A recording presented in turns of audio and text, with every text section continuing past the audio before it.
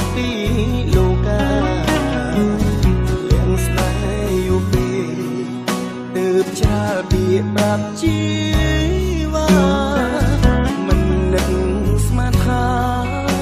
អូនឆ្លើយបដិសេធមេស្រទុំសងហេតុអ្វីចិត្តខ្ញុំក្តៅម្លេះខ្វាយខលយ៉ាងនេះ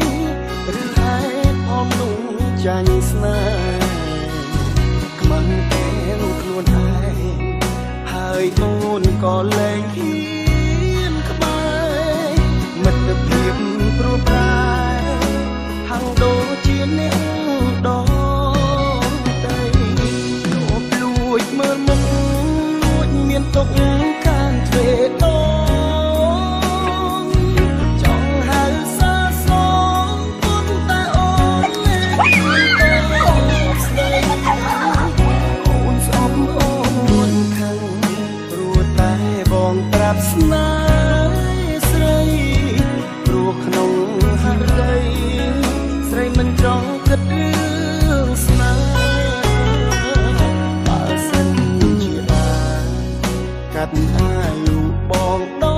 10ឆ្នាំធ្វើឲ្យតូចតន់រំត